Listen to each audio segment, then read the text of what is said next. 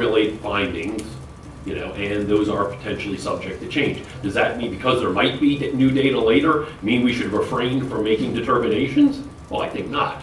But should we do it rationally? Of course not. Well, and you've had some experience with that yourself here in Texas, haven't you?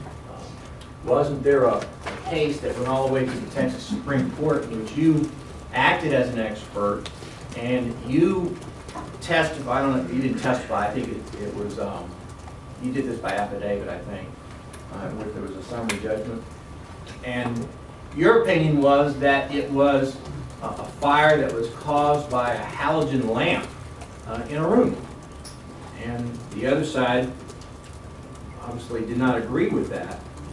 And the Texas Supreme Court criticized you, I think, pretty seriously because the record, the evidence actually showed that there had never been a halogen lamp proved to be within the case.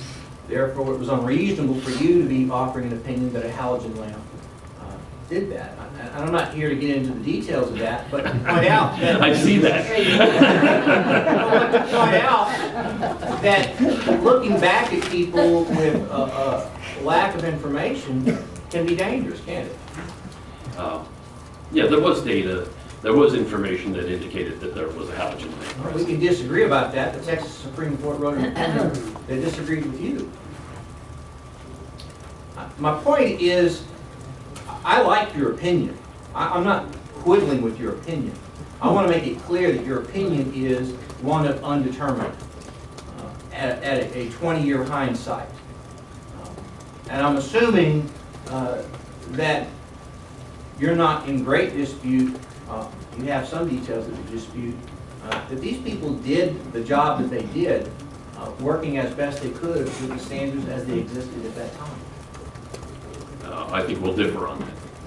Thank you. Dr. Beyler, I wanted to explore your recommendation of undetermined a little bit more. And let me throw in the way I look at it. I am a forensic pathologist, and I have a case. It's a lady that died of a drug overdose, and I can't decide if the drug levels by themselves are a drug overdose or a suicide. And therefore I call it undetermined. Versus a person on whom I do all the studies, if there are no drugs, there's nothing there for me to pinpoint what the person died. I call it undetermined. So when you say undetermined, what precisely do you mean? Are you trying to tell us there is no evidence, or there is evidence, but you can't decide if this is accidental or arson? Typically, it's a multiplicity of hypotheses or causes that are consistent with the case facts and what we know about fire. In this particular case, which sort of undetermined is you are tilting towards? Is it a case, in this Willingham case, whether there is no evidence to suggest anything, or there is evidence to suggest this could be accidental fire or could be arson? Is that what undetermined means? Undetermined in this instance, let's go with the Willingham case.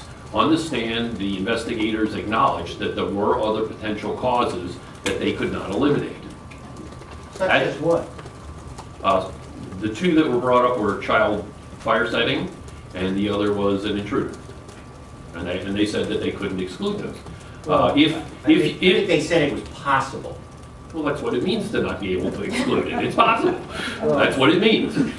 But what are the likelihoods of those two things actually being explanations?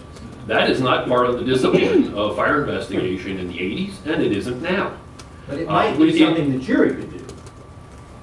We're not here. I'm not here to talk about what juries should do.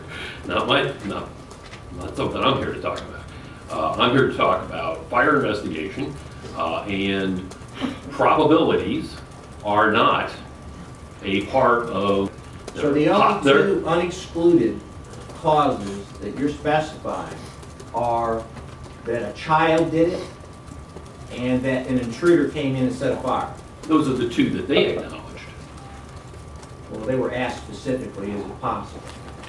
Is it completely possible for those things to occur?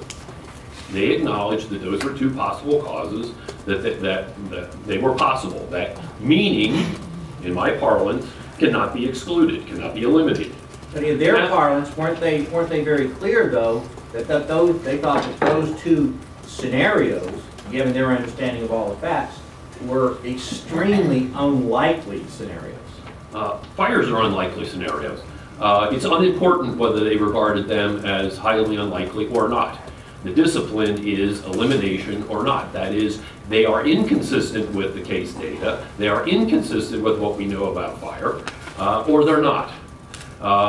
You could argue that we should be doing fire investigation on risk basis, probabilistic basis.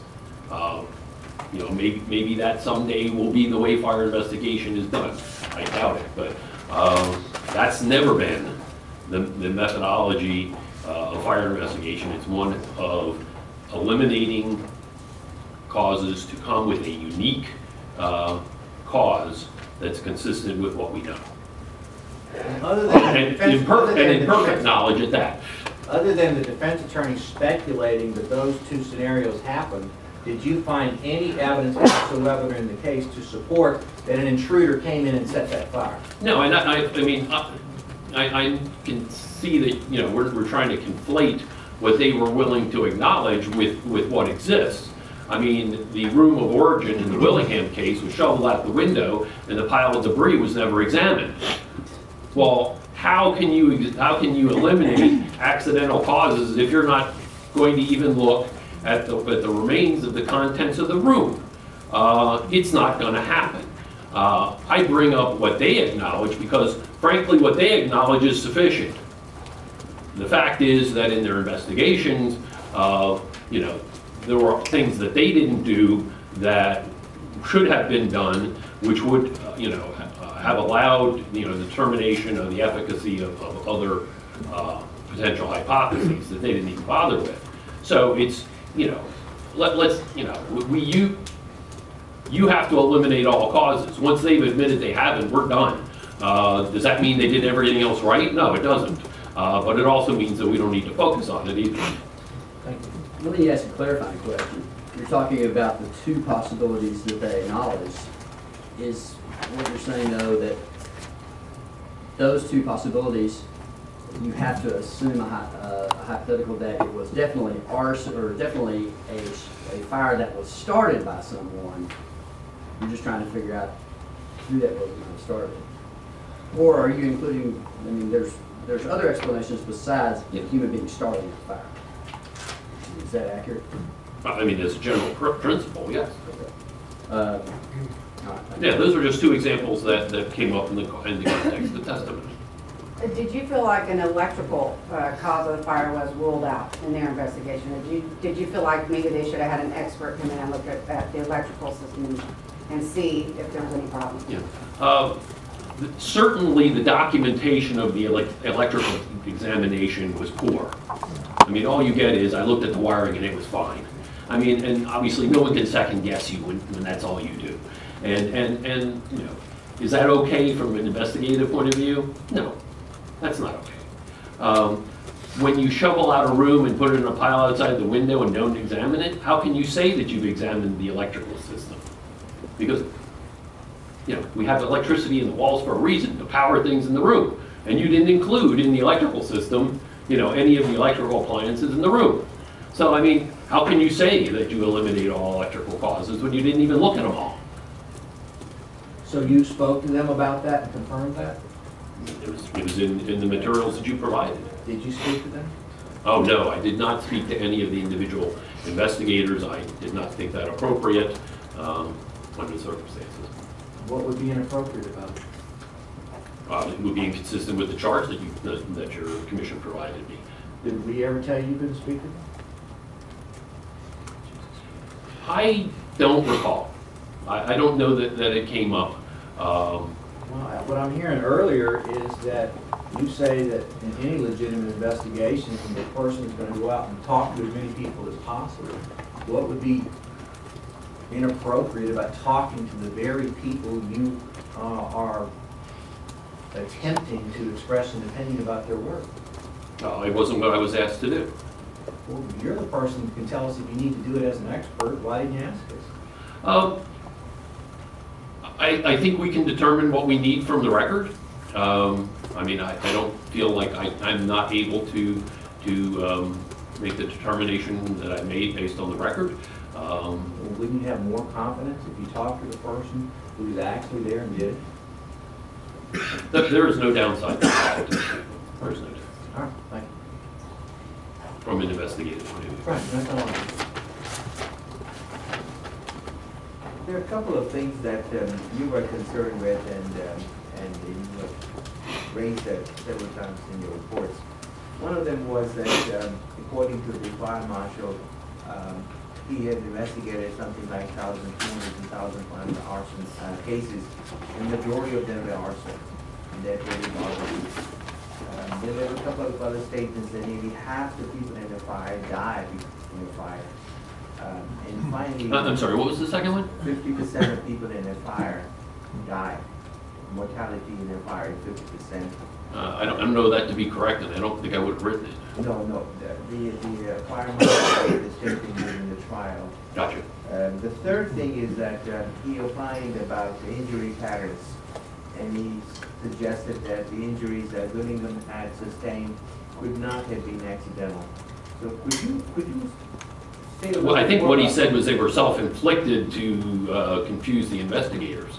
That he self-inflicted injuries to make it appear that he had been, a mere victim. So do fire marshals normally opine about injury patterns and suggest whether they're accidental or self-inflicted?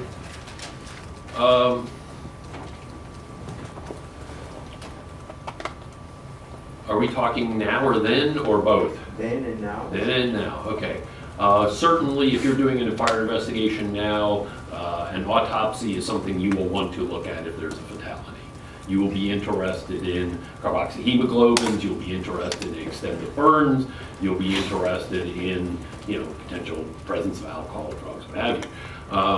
So from that point of view, using information that comes out of an autopsy, quite generally, utilized by fire investigators. Making judgments themselves about this guy couldn't have been exposed, didn't have a smoke inhalation because, a number of days later he doesn't have trouble talking. That's out of bounds. I mean, that's just an individual guy making conclusions based on his own personal experience that isn't science at all. Members, I think given the number of people we have to talk today, we set aside about an hour for each one, and we're well within that right now. I just want to give you an idea of where we're trying to pace this. And so we've got about 10 minutes on Dr. Beyler. I have a question. Is it possible to determine accelerant use based entirely on a visual examination at a scene rather than chemical testing? And feel free to answer that within the context of the case information for Willingham. Certainly at the current time, the presence of an accelerant is only establishable based on 921 or standard of care if a sample is taken and the determination is made using analytical chemistry. That's it. Nothing else works. There are field techniques, there are sniffers, there's your nose, there's dogs, there's other things that are field methods. They are there to assist you in taking a sample so that analytical chemist can do his work and it has a sample that's likely to, to be the appropriate sample to determine. But it's the analytical chemist that is the one who can make that determination ultimately. At the time, the determination that an accelerant was used was not that narrow. This is an area where I think there was an evolving standard that some people, the textbooks were at the point of saying it'd be a really good idea if you did the analytical chemistry, But at the time, I don't think they were saying you have to do it or else, or if the analytical chemistry comes back, no, it's not. I think that was something that was in flux. And specifically, there was chemical testing in this case. Can you talk a little bit about the chemical testing that was done, not the methodology? And I'm an analytical chemist for the record, so it's good to know I have a job.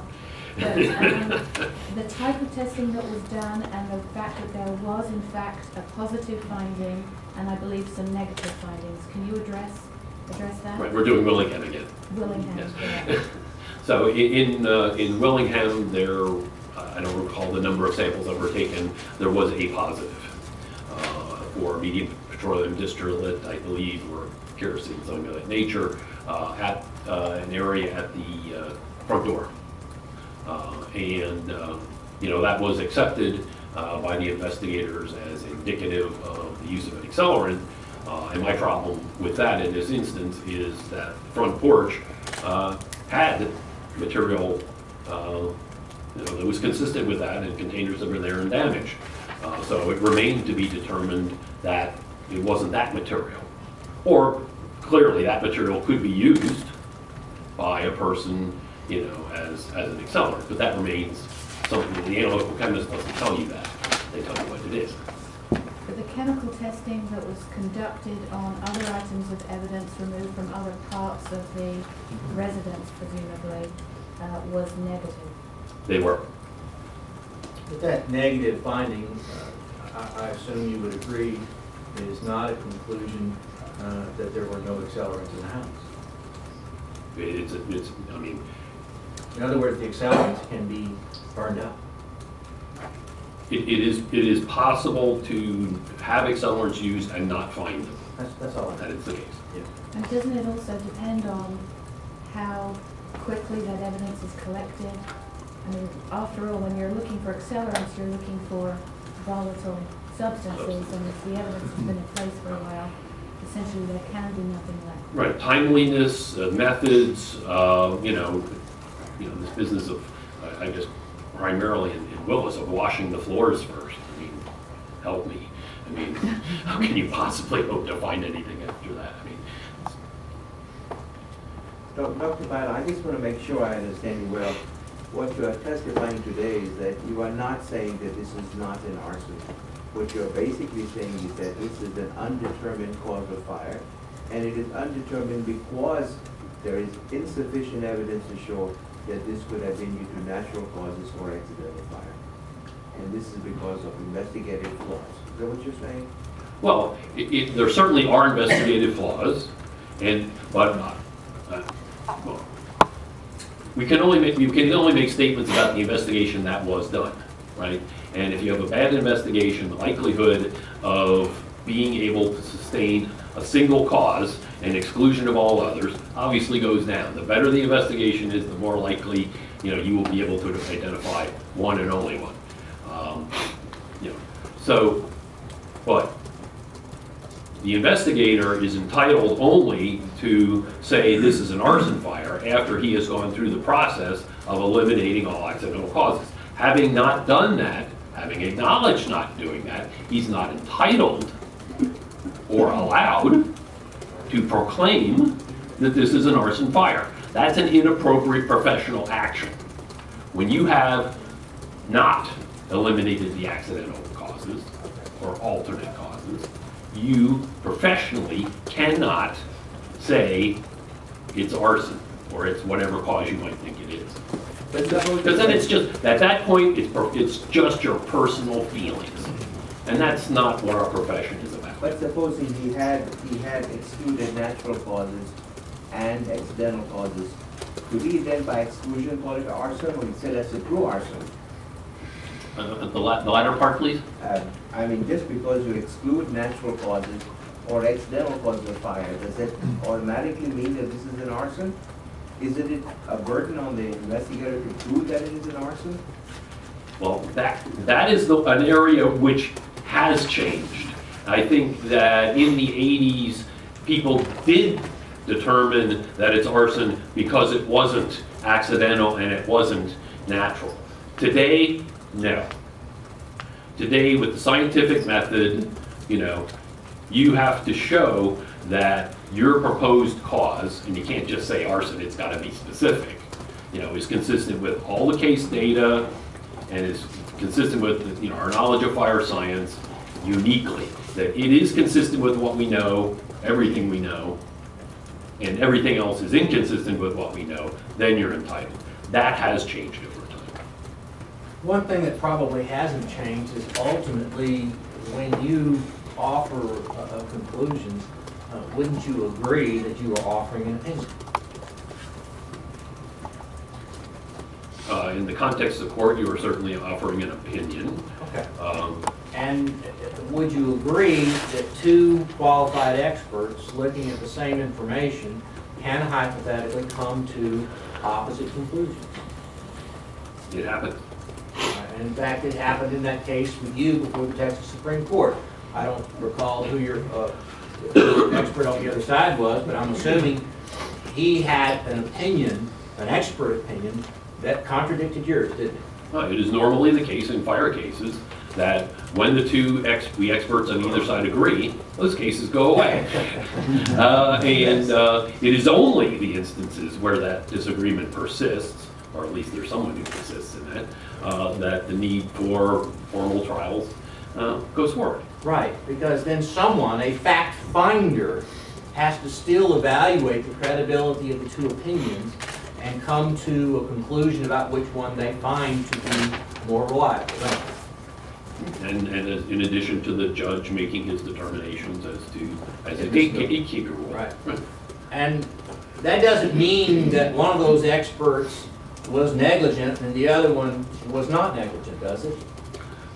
Simply that they disagree is not in and of itself, in the abstract, determination of lack of conformance with the standard of care. Right, and we're not here. If I can Go ahead. follow up on that. Yeah. There are judgments that are made. If you have an eyewitness and who says something, investigators make judgments about the quality of the information that they're receiving.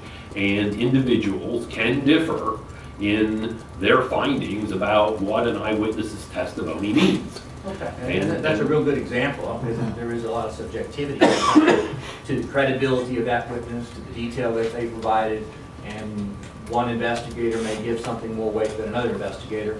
And you would agree that even under the modern standard, there's a range within which different fire science experts can form different opinions. That's true. And so when the Supreme Court ruled against you in that case, they were not saying that, well, they were not saying that you were incompetent. They were not saying that you were negligent. They were saying that these two experts had different opinions, and we judge this other expert to be correct in this particular case. Would that be a fair summary of that? I'm not sure it's a fair summary of that instance, but it's a correct hypothetical that happens. All right, thanks. Dr. Beyler, pertaining to this two experts differing in their opinion, how can you expect a liberal arts major, with probably a judge in a court, decide which testimony is better, which evidence is better, and which opinion is better? How can you expect a judge to decide that? Should there be another expert saying that instead of a judge? Yes. In one of the documents that I recently provided you with, I spoke to that conundrum to some extent. Judges are entitled to make use of their own experts, and almost never do. As you say, a liberal arts major, for the most part, not to say all judges are liberal arts majors, that's not true. But certainly, judges are asked to make judgments over remarkably broad areas of science, engineering, and other technologies, and they would be well served to make use of their ability to hire their own experts. We've reached 10:30. I don't want to cut anybody off. We can come back to Dr. Beyler later on. Go One ahead. quick question.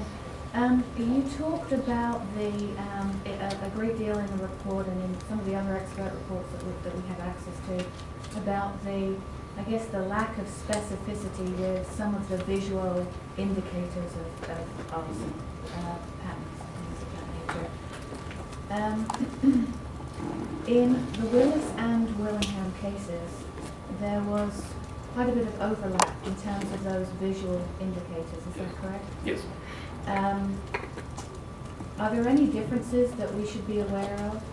Because clearly those cases had very different outcomes, but if I review the visual indicators and some of the sort of scene investigation from Willis, it's somewhat similar to Willingham. Correct me if I'm wrong. So can you elaborate on what those differences are and how that might have had such different outcomes? I mean, is there a scientific explanation for why that happened? Why? Why they had such different outcomes? No, I would not say that the different outcomes with regard to the judicial system are rooted in fire science. So the indicators in those two cases, the observations that were made by the fire investigators are quite similar. Yeah, they're relying on these floor patterns as indicating mass use of massive amounts of accelerant. That's, you know, not well founded in fire science. I will offer up, because you opened the door to it, there are certainly differences between these two cases. You know, some specifics are very, very much the same, some are somewhat different. I personally don't see how one could make the determination that one met the standard of care and the other one didn't. They're sufficiently similar in the mistakes that they made that I don't personally see how one could make a differentiation between the two in that regard. Thank you very much, Dr. Beyler. Thank you. Next, hear from John DeHaan.